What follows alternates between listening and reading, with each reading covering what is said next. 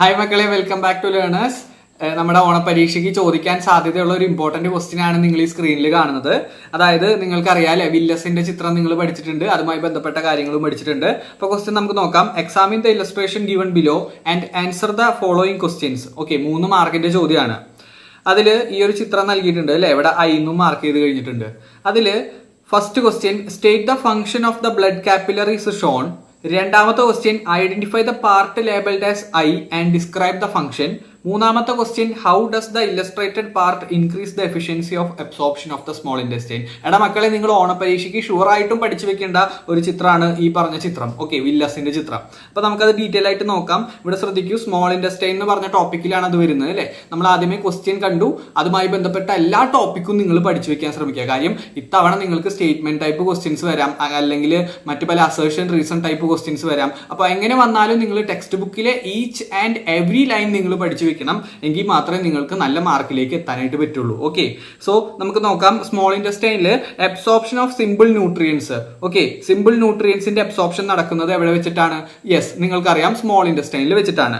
The small intestine is a long coiled muscular tube that is around 6 metre long. അത് നിങ്ങൾ പഠിക്കണം. എന്താണ് 6 metre? 6 metre നീളവും ഉണ്ട്, അതുപോലെ 2.5 സെന്റിമീറ്റർ ഡയാമീറ്ററും ആണ് അല്ലെ.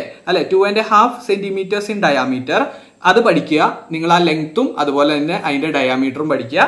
പിന്നെ നിങ്ങൾ ചെയ്യേണ്ടത് duodenum is the initial part of this. അതായത് സ്മോൾ ഇൻറ്റെസ്റ്റൈന്റെ തുടക്ക ഭാഗത്തിന് അല്ലെങ്കിൽ ഇനീഷ്യൽ ഭാഗത്തിനെയാണ് നമ്മൾ എന്ത് പറയുക? ഈ പറഞ്ഞ ഡ്യോഡനം എന്ന് പറയുക. പഠിച്ചു വെച്ചോണം, ഡ്യോഡനം 1 മാർക്ക് ക്വസ്റ്റ്യൻ ആണ്. Okay, the peculiar structure of the small intestine is highly helpful for the digestion and absorption process. അത് പഠിക്കണ്ട. ഇനി നിങ്ങൾ ശ്രദ്ധിക്കുക, ഈ പോയിന്റ് ആണ് വളരെ വളരെ വളരെ ഇമ്പോർട്ടന്റ് മക്കളെ. Yes, finger like projections are found throughout the inner wall. Okay, അതായത് ഈ പറഞ്ഞ സ്മോൾ ഇൻറ്റെസ്റ്റൈൻ്റെ അകത്ത് നിങ്ങൾ ഇവിടെ കാണുന്നുണ്ട് അല്ലെ ചിത്രത്തില്. യെസ്, ഇവിടെ ഫിംഗർ ലൈക്ക് പ്രൊജക്ഷൻസ് ഉണ്ട്. ഓക്കെ, ഇങ്ങനെ പുറത്തേക്ക് ചാടി നിൽക്കുന്ന കുറച്ച് ഈ പറഞ്ഞ പ്രൊജക്ഷൻസ് ഉണ്ട്. ആ പ്രൊജക്ഷൻസിന് നമ്മൾ പറയുന്ന പേരാണ് വില്ലൈ. എന്താണ് പറയുക? വില്ലൈ എന്ന് നമ്മൾ പറയാം. അപ്പൊ അത് പഠിച്ചു വെക്കുക. Finger like projections are found throughout the inner wall. These are called villi. Very very very important ആണ്. ഇനി these increase the surface area of absorption in the small intestine by many folds. അതായത് മക്കളെ ഇവിടെ ശ്രദ്ധിക്കുക, അതായത് ഇത് എങ്ങനെയാണ് absorption rate കൂട്ടുന്നത്? യെസ്, ഇങ്ങനെ ഫോൾഡുകളായിട്ട് അല്ലെ, ഇങ്ങനെ മടക്കുകളായിട്ട് കാണപ്പെടുന്നത് കൊണ്ട് അതിന്റെ അബ്സോർപ്ഷന്റെ ഏരിയ കൂടുകയും അതുകൊണ്ട് അബ്സോർപ്ഷന്റെ റേറ്റ് വളരെ കൂടുകയും ചെയ്യും. ഓക്കെ, അപ്പോൾ എല്ലാവരും ഇത് പഠിച്ചു വെക്കണം. വില്ലസ് എന്ന് പറയുന്നതിന്റെ ആ ഒരു സർഫസ് ഏരിയ കൂടാൻ കാരണം എന്താണ്? യെസ്, ഇവിടെ മടക്കുകളായിട്ട് ഫോൾഡുകളായിട്ട് കാണപ്പെടുന്നത് കൊണ്ടാണെന്നുള്ളത് മനസ്സിലാക്കണം കേട്ടോ.